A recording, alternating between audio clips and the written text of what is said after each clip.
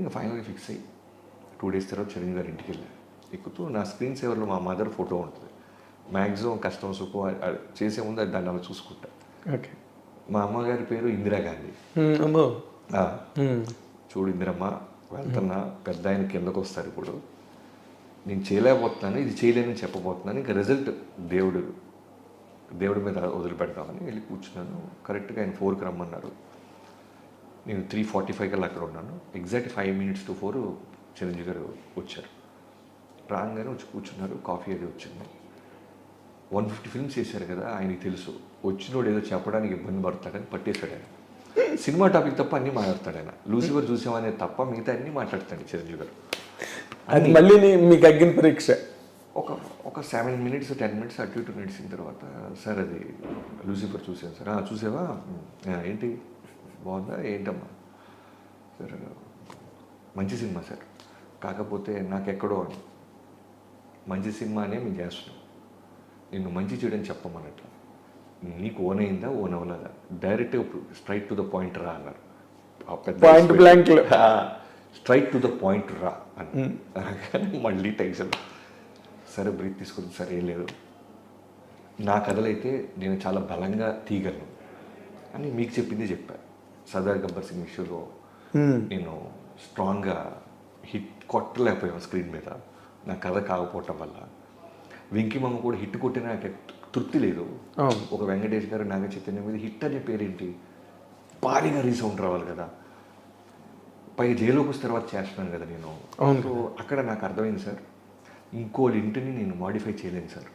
Maybe ఆ చేసే వస్తుందేమో కొన్నాళ్ళకి మెచ్యూరిటీ నాకు, ప్రస్తుతానికి తెలియదు sir, to be honest with you. పైగా మేజర్గా నేను చూస్తున్న చిరంజీవి దాంట్లో కనపడలేదు సార్ అన్న. ఆ మాట ఆయన పట్టుకున్నాడు. నువ్వు చూస్తున్న చిరంజీవి ఏంటి అన్నాడు. ఇలా సార్ చిన్నప్పటి నుంచి చిరంజీవి అంటే బీటీ, గరనమూడు, గ్యాంగ్ లీడర్, ఒక స్వాగ్, ఒక ఎంటర్టైన్మెంట్, గోల, సరే వదిలేసి దాని గురించి డిస్కషన్ ఉంటుంది. దానికి చాలామంది ఉన్నారు. నీకు ఊరికే రైటరు కదా, నువ్వు ఏదైనా ఓన్ చేసుకుంటావు అని అడిగాను తప్ప, నాకు చాలామంది ఉన్నారులే బాబీ, దాని గురించి వదిలేసి అన్నారు. అనేసి తర్వాత అన్నీ ఏంటి ఇంకా అర్థమైంది, ఇక లేదు మన చిరంజీవి గారితో మనతో ఏం చేయడానికి ఫిక్స్ అయిపోయాడు. అయిన తర్వాత బయటకు వస్తున్నప్పుడు, సార్ ఒక ఫోటో తీసుకుంటాను మీతో అన్నారా. ఫోటో తీసుకుంటూ మీ నాన్నగారికి చెప్పు, ఇలా సినిమా వస్తే నేను చూస్తున్న చిరంజీవి లేడు అన్నావు అని అన్న తర్వాత, ఇంతకు నువ్వు చూస్తున్న చిరంజీవి ఏంటయ్యా, ఏం తిప్పుతుంటాడు అతను, నువ్వు చూస్తున్న చిరంజీవి ఎప్పుడు చెప్తావా కదా అన్నారు.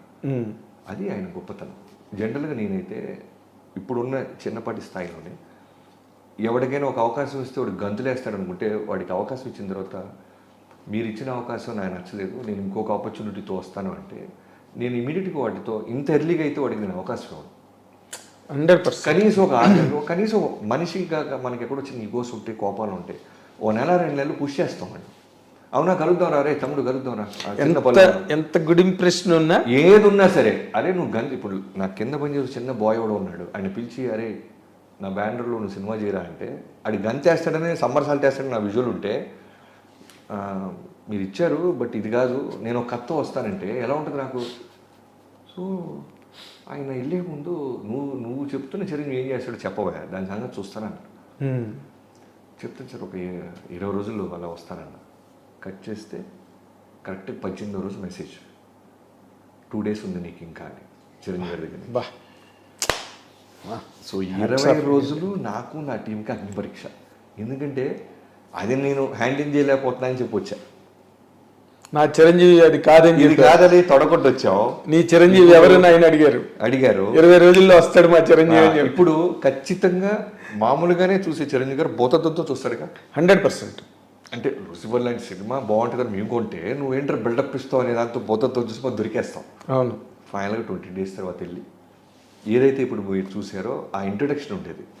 ఓ సముద్రపు దొంగ ఒక ఓడెళ్తుంటే అలా తాళ్ళేసి రోప్ ఎక్కి అలా ఒక బ్యాచ్. ఫస్ట్ నేను చెప్పిన విజువల్ ఏంటంటే, సముద్రం మీద ఒక ఓడెళ్తుంది, కోస్టల్ గార్డ్స్ని లాక్ చేసి తీసుకెళ్తున్నారు, సరుకు ఏదో ఉంది, వెళ్తుంటే చిన్న పడవలు వచ్చి రోప్స్ అలా పడి బ్యాక్ షాట్ పడితే తడుచుకుంటూ అలా ఎక్కుతున్నాడు. ఇతనితో పాటు ఒక 7 సుబ్బరాజు, ఒక బ్రహ్మాజీ ఇలాంటి ఒక బ్యాచ్ ఎక్కి దూకారు. ఆ ప్లాట్ఫామ్ డెక్ మీదకి ఒక ఫైట్. ఇలా చెప్తున్నప్పుడు ఆయన మెల్లగా కళ్ళు అలా చూస్తూ ఎక్కడో నచ్చింది అనేది అర్థమవుతుంది ఆయనకి. లుంగి గింగి కట్టి చిన్న పిండి అలా వాళ్ళ ముందే మడతేసుకుంటూ చేతిలో నోట్లోంచి ఒక కత్తి తీసి చిన్న మూమెంట్తో డ్యాన్స్ వేసుకుంటూ ఫైట్ చేస్తాడు. ఇలా చెప్పుకుంటూ ఫస్ట్ హాఫ్లో ఒక 15 సీన్లు, సెకండ్ హాఫ్లో ఒక 10 సీన్లు చెప్పారు. అడ్జస్ట్ చేసి పోగేసి ఒక 50 నిమిషాలు చెప్పగలిగి మధ్యలో ఒక అరగంట తర్వాత నేను చేసిన తప్పు ఏంటంటే, నువ్వు ఏ టైం కంఫర్ట్ అంటే 3 అన్నా. ఆయన నాకు మర్యాద ఇస్తూ 3కి ఓకే అన్నారు. జనరల్గా ఆ టైంలో ఎవరైనా భోజనం చేసి చిన్న న్యాప్ టైంలో గొల్లెం వేసుకున్నాను నేను. ఆయన వింటూ మెల్లగా ఆ పెద్ద గుడ్లు అలా చిన్న మోదపడతలే.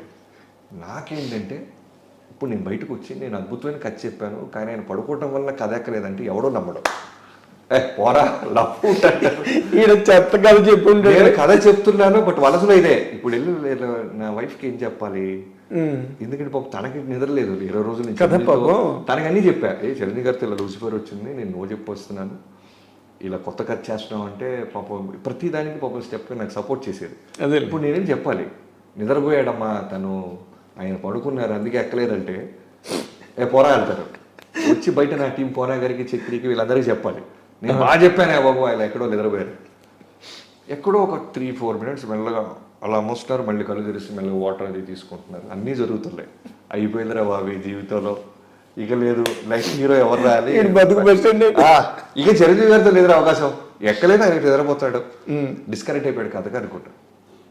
అయిన తర్వాత పడుకున్నాడు, మెల్లగా లేచారు. సరే అయితే ఒకసారి రంతులు చేసుకుని రేపు ఎల్లుండి కలుద్దాం అన్నారు. సరే వెళ్తుంటే కరెక్ట్ బయటకు వచ్చిన తర్వాత ఒక నిమిషం ఆగు అని కథ మొత్తం రంతులు చేస్తాడు ఆయన. బిగినింగ్ అలా వచ్చాడు, బోటు తాళ్ళు వేసి అలా ఎక్కారు, ఇలా వెళ్ళారు, ఒక తమ్ముడు క్యారెక్టర్ ఇలా వెళ్ళారు. నేను ఎక్కడైతే కళ్ళు మూసుకున్నారన్నానో ఆ కళ్ళు మూసుకున్న సీన్స్ కూడా చెప్తున్నాడు ఆయన. మొత్తం చెప్తాడు ఆయన. ఇప్పుడు నేను బయటికి వెళ్ళి ఆయన నిద్రపోయాడని చెప్పలేను, వినేసాడు కథ మొత్తం ఆయన.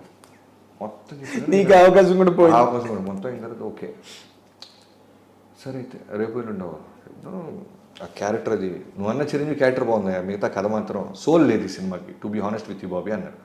సోల్ లేదు సార్, 20 రోజులు రెడీ చేశాను, మీరు ఓకే అంటే సోల్ క్రియేట్ చేస్తాను. సరే అయితే ఆలోచిద్దాం, క్యారెక్టర్ అది బాగుంది అన్నారు. వెళ్ళిపోయి నవీన్ గారు వెయిటింగ్ ఆల్రెడీ, మైత్రి నవీన్ గారు. ఎందుకంటే నిన్న ఆ సినిమా వెంకీమామ తర్వాత నేను నా మైత్రిలో చేయాలి. సో చిరంజీవి గారు పిలిచారు, చిరంజీవి గారి దగ్గరికి వెళ్తున్నాను, అన్ని అప్డేట్స్ చెప్తున్నాను.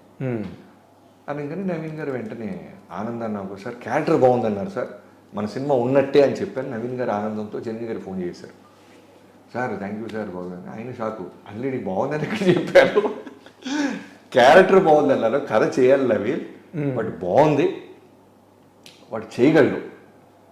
ఇప్పుడే నేను ఎస్ చెప్పేస్తే ఎక్కడో రిలాక్స్ అవుతారు కుర్రోళ్ళు, క్యారెక్టర్ అది బాగుంది, వాళ్ళు ఫైర్ ఉంది బుడ్డోళ్ళు, let's start this film, but నాకు కొంచెం టైం కావాలి, ఎందుకంటే ఆ వరల్డ్ క్రియేట్ చేయాలి, ఆ వరల్డ్ తనకు అర్థం అవ్వాలి, వరల్డ్ బాగా కుక్ చేయాలి. బట్ ఆ క్యాపబిలిటీ బాబీకి ఉంది, నాకు అర్థమవుతుంది, తను చూసే పద్ధతి, తను మాట్లాడే పద్ధతి. ఈ సినిమా చాలా పెద్ద సినిమా చేస్తున్నాం, బట్ కొంచెం దాచిపెట్టండి అన్నారు. నవీన్ గారు పాపం బోలా ఇలాగ చెప్పేశారు, సార్ ఆయన సినిమా చేస్తాడు సార్. ఇంకా అక్కడి నుంచి కాన్ఫిడెన్స్ అలా వాళ్ళు తిరిగి వేరే స్టార్ట్ అవ్వడం జరిగింది. అక్కడి నుంచి ఎన్నో సిట్టింగ్స్, ఎన్నో. సోల్ క్రియేట్ అవ్వడానికి ఎన్నాళ్ళు పట్టింది? సోల్ క్రియేట్ అవ్వడానికి ఫస్ట్ సోల్ క్రియేట్ అవ్వడానికి అయితే ఒక 1.5 months to 2 months పట్టింది. పట్టంగానే లాక్డౌన్ అన్నారు, లాక్డౌన్ కోవిడ్ ఇళ్లలోంచి బయటికి రాకూడదు అన్నారు. అక్కడ స్క్రిప్ట్ లాగైంది, ఇక్కడ లాక్డౌన్ అయింది. సో ఇంట్లో కూర్చొని ఒక్కడిని ఎటు వెళ్ళలేము, ఆ సినిమాలు ఈ సినిమాలు చూస్తున్నామండి. పూరి గారితో ఆయన షేర్ చేస్తుండేవాళ్ళు, ఈ సిరీస్ బాగున్నాయి బాబీ అని అన్ని మాట్లాడుతుంటే కొత్త కథ రాద్దాం. లాక్డౌన్లో అందరు చేసిన పనులు ఏంటంటే కొత్త కథలు రాయటం, కొత్త పాయింట్స్ రాయటం, ఎందుకంటే అంత 3 months ప్రీషియస్ టైం దొరకదు ఇళ్లలో కూర్చోడానికి. ఎగ్జాక్ట్లీ. నాకేమో ఈ కథ చిరంజీవి గారికి చెప్పేయటం, సోల్ క్రియేట్ అయిన కథ చెప్పాను, ఆయనకి సోల్ నచ్చింది. క్లైమాక్స్లో విలన్ ట్రాక్ ఒకటి, లాస్ట్ 20 నిమిషాలు ఇంకేదైనా బలంగా ఉండాలి బాబీ అన్నారు. అదే లాస్ట్ లాక్డౌన్ బిఫోర్ ఆయనకి నాకు జరిగింది. సో ఈ జర్నీలో ఒక వ్యక్తికి నేను థ్యాంక్స్ చెప్పాల్సింది ఎవరికంటే కోటాల శివ గారికి. ఓకే. ఎందుకంటే నా కోటాల శివ గారు దిల్రాజ్ గారి దగ్గర పనిచేసినప్పుడు, ఆయన రైటర్గా ఉన్నప్పుడు బృందావనానికి నేను మిస్టర్ పర్ఫెక్ట్గా ఉన్నప్పటి నుంచి పరిచయం. ఆయన పై ఫ్లోర్లో ఉంటే నేను కింద ఫ్లోర్లో ఉండేవాడిని. ఓకే. సో నాకంటే బాగా సీనియర్, నాకంటే ముందు మిర్చి చేయటం, బ్లాక్ బస్టర్ డైరెక్టర్ అయిపోవటం, ఇవన్నీ జరుగుతున్నాయి. సో ఆచార్య లొకేషన్కి వెళ్ళినప్పుడల్లా నాకు పాజిటివ్గా ఆయన ఒక ధైర్యం ఇస్తుండేవాడు, ఇలా వెళ్ళు, ఇలా వర్క్ చేయి, చిరంజీవి గారితో బాగుంటుంది, అన్నీ చెప్తూ ఉండేవాడు. ఈ కథని ఎప్పుడైతే సోల్ క్రియేట్ అయిందో చిరంజీవి గారు ఫస్ట్ కొట్టా శివ గారికి చెప్పించారు. ఓకే. ఒకసారి శివగారికి చెప్పమ్మా, శివకి మీకు ఇబ్బంది ఏం లేదు కదా. నాకే ఇబ్బంది లేదు సార్, నాకు ఆయన రైటింగ్ స్కిల్స్ అంటే నాకు బాగా ఇష్టం అన్నాడు. చిరంజీవి గారికి శివ గారికి ఒకే రోజు చెప్పాను. చెప్పినప్పుడు చిన్న చిన్న తప్పులు కూడా పాపం శివ గారు కవర్ చేస్తూ చాలా బాగుంది సార్, చాలా బాగుంది, ఆ సీ స్మగ్లర్ అనే థాట్ బాగుంది, మీరు చాలా బాగుంటారు అని పాజిటివ్ సపోర్ట్ చేసేవాడు. సపోర్ట్ చేస్తారు. ఫైనల్ ఈ శివ కూడా బాగుంది అంటాడమ్మా, బట్ లాస్ట్ 20 నిమిషాలు వర్క్ చేయ బాబీ అన్నారు. లాక్డౌన్. ఈ లాస్ట్ 20 నిమిషాలు వర్క్ చేసేసాం. 2 వర్షన్స్ వచ్చేసినాయి విలన్ ట్రాక్. ఎన్నో సినిమాలు చూస్తుంటే నాకు మళ్ళీ ఈ సినిమా చిరంజీవి గారు ఓకే అన్నారు, బట్ నాకు ఎక్కడో అసంతృప్తి వస్తుంది. ఏదో చేయాలి, కొత్త కథ కోసం మొదలెట్టిన నేను ముందు ఈ కథ సంగతి ఏదో చూద్దామని సడన్గా ఓ రోజు అసలు ఇది కాదు, ఒక రవితేజ గారు లాంటి ఆయన ఈ సినిమాలో ఉండి ఒక బలమైన కాన్ఫ్లిక్ట్ క్రియేట్ చేసి ఇద్దరు, ఎందుకంటే రవితేజ గారి గురించి నేను కొత్తగా చెప్పాల్సిన లేదు. నేను ఇవాళ ఇక్కడ కూర్చొని కెమెరా ముందు మాట్లాడుతున్నానంటే ఓన్లీ బికాస్ ఆఫ్ హిమ్.